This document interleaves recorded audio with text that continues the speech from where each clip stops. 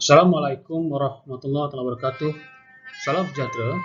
Semoga para pelajar berada dalam keadaan cergas dan gembira bersama keluarga. Saya, Syed Lamsa bin Syed CR daripada Fakulti Pendidikan dan Sains Sosial Universiti Selangor akan menyampaikan kuliah bertajuk Garis Panduan Perubahan Tadika dan Taska Kementerian Perumahan dan Kerajaan Tempatan 2012. Daripada kuliah terdahulu, saya berharap para pelajar telah mengetahui bahawa perniagaan perkhidmatan tadika dan taska melibatkan dua peringkat pendaftaran. Peringkat pertama adalah memohon pendaftaran perniagaan kepada pendaftar perniagaan. Pengusaha perlu menentukan sama ada entiti perniagaan berkenaan milik tunggal, perkongsian atau syarikat. Peringkat kedua adalah memohon pendaftaran institusi. Kelulusan menubuhkan institusi taska bagi menawarkan perkhidmatan asuhan kepada kanak-kanak berusia kurang daripada 4 tahun hendaklah dimajukan kepada Jabatan Kebajikan Masyarakat. Manakala permohonan untuk mendaftarkan tadika bagi perkhidmatan didikan yang melibatkan kanak-kanak berusia antara 4 hingga 6 tahun dikemukakan kepada unit pendidikan swasta Jabatan Pendidikan Negeri.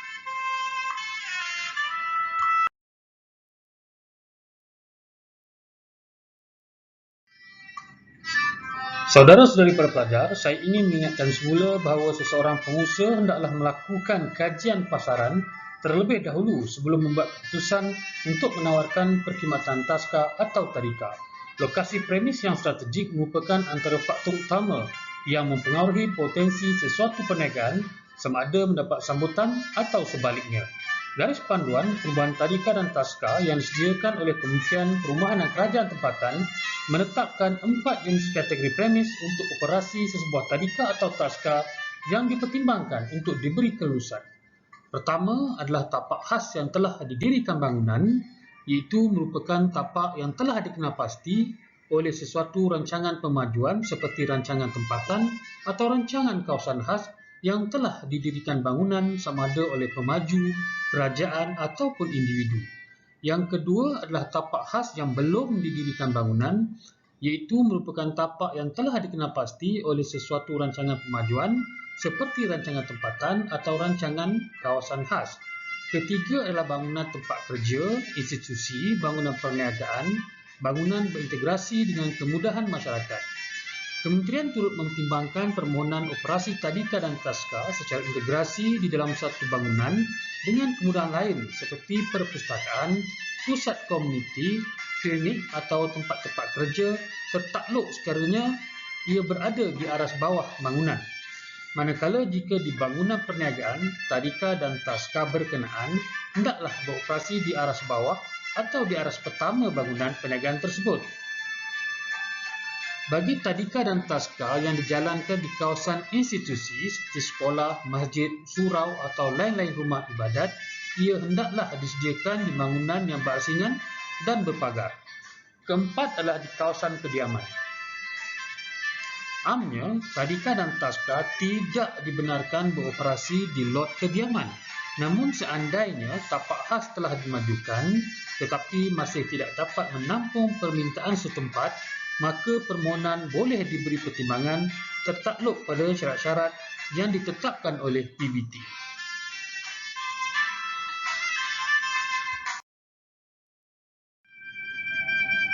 Garis panduan perubahan tadika dan taska yang disediakan oleh Kementerian Perumahan dan Kerajaan Tempatan mengunjurkan keperluan sebuah tadika dan taska bagi setiap 200 unit buah rumah di kawasan kediaman.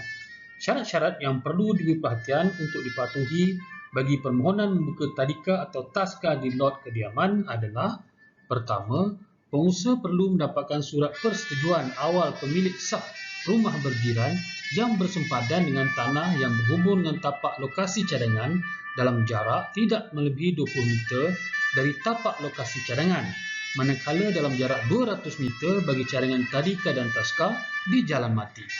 Kedua, untuk kediaman jenis teres, hanya lot tepi dibenarkan. Walau bagaimanapun, tadika dan taska di premis kediaman yang terletak bersebelahan dengan lot tepi dan diusahakan oleh pengusaha yang sama boleh dibenarkan dengan syarat keperluan kemudahan dan keluasan minimum telah dipatuhi. Larangan ini tidak timbul bagi rumah sesebuah banglo atau berkembar, semi-detached. Ketiga, untuk kawasan perumahan pangsa termasuk pangsa puri, kondominium dan servis apartmen, tadika dan taska hanya dibenarkan di aras bawah. Sekiranya aras bawah digunakan untuk tempat letak kereta, tadika dan taska boleh dibenarkan di aras pertama. Selain daripada syarat-syarat yang telah disebutkan, pengusaha hendaklah juga memastikan bahawa pertama, lokasi premis tadika atau taska hendaklah dalam lingkungan 400 meter jarak berjalan kaki di dalam kawasan perumahan tanpa melintasi jalan utama. Kedua, premis tadika atau taska tidak berada di kawasan berpaya, berbukit dan bercerun curam serta kawasan berisiko bencana seperti hakisan, tanah runtuh serta banjir atau berdekatan laluan talian rentis elektrik dan kawasan industri atau kilang berisiko tinggi. Dan ketiga, premis tadika atau taska tidak berada di sepanjang jalan atau berhampiran jalan utama dan hendaklah cekap, selamat dan efisien dari aspek sistem sirkulasi lalu lintas serta mempunyai tempat letak kereta yang mencukupi.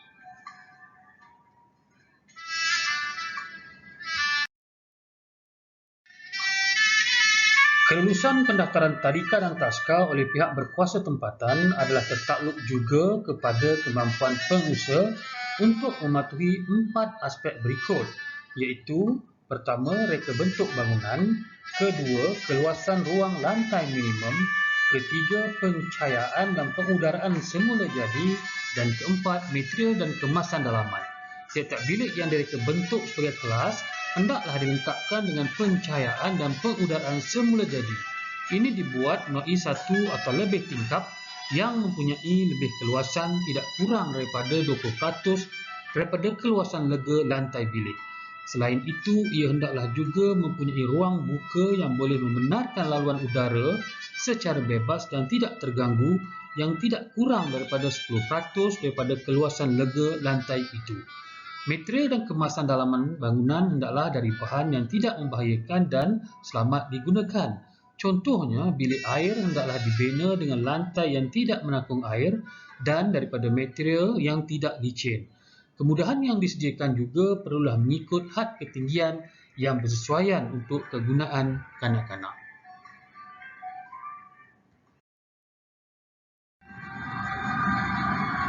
Selain daripada aspek perancangan tapak, reka bentuk bangunan juga perlu diberi perhatian oleh pemaju atau pengusaha tadika dan taska dengan mengambil kira kendak-kendak Jabatan Bomba dan Penyelamat Malaysia, Jabatan Kesihatan dan memenuhi keperluan Undang-Undang Kecil Bangunan Seragam 1984 dan lain-lain garis panduan yang berkaitan. Khususnya, pertama, keperluan keluasan lantai dan komponen kemudahan seperti yang ditetapkan. Kedua, reka bentuk bangunan perlu mengambil kira keperluan semua golongan sama ada kanak-kanak, dewasa, orang tua dan golongan OKU. Kemudahan asas yang bercirikan reka bentuk sejagat seperti ramp dan handrail hendaklah disediakan mengikut keperluan dan kesesuaian. Ketiga, reka bentuk bangunan perlu mengambil kira keperluan tadika dan taska yang terletak di aras pertama di bangunan 2 tingkat atau lebih, termasuk bangunan perniagaan di mana jalan keluar dan tangga kecemasan hendaklah disediakan. Dan keempat, bagi tadika yang hendak dijalankan di kompleks atau lot-lot perniagaan, keperluan ruang permainan hendaklah disediakan bagi menggantikan kawasan lapang.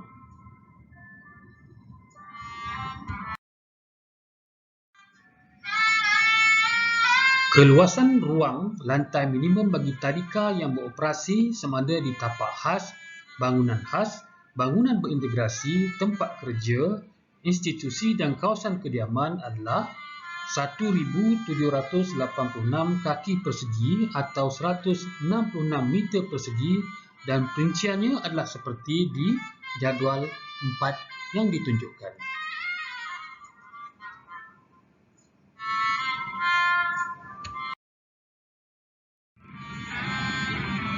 Amnya, terdapat 4 jenis premis taska, iaitu pertama, taska di rumah yang hanya boleh menerima masuk 4 hingga 9 orang kanak-kanak dalam rumah orang yang didaftarkan. Kedua, taska institusi yang boleh menerima masuk lebih daripada 10 kanak-kanak. Ketiga, taska komuniti. Dan keempat, taska di tempat kerja. Keluasan ruang, lantai minimum taska adalah bergantung pada jumlah kanak-kanak di sesuatu taska mengikut jenis seperti di jadual 5 yang ditunjukkan.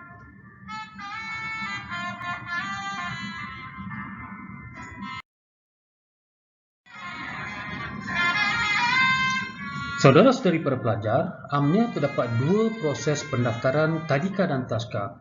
Pertama, proses penubuhan tadika dan taska di tapak khas yang telah didirikan bangunan tidak perlu melalui proses kelulusan kebenaran merancang dan pelan bangunan. Oleh itu, pengusaha hanya perlu melalui proses permohonan pendaftaran dan permohonan lesen premis perniagaan dalam tempoh 7 hari. Kedua, untuk cadangan tadika dan taska di tapak khas yang belum didirikan bangunan, pengusaha perlu melalui proses permohonan kelulusan kebenaran merancang dan pelan bangunan, permohonan pendaftaran dan permohonan lesen premis perniagaan dalam tempoh 21 hari tidak termasuk tempoh pembinaan. Sebelum mengemukakan permohonan bagi menubuhkan tadika dan taska, pengusaha hendaklah terlebih dahulu mendaftarkan perniagaan atau syarikat dengan Suruhanjaya Syarikat Malaysia dan menjalani kursus latihan pengendali makanan anjuran Kementerian Kesihatan Malaysia dan kursus asas asuhan kanak-kanak anjuran Jabatan Kebajikan Masyarakat.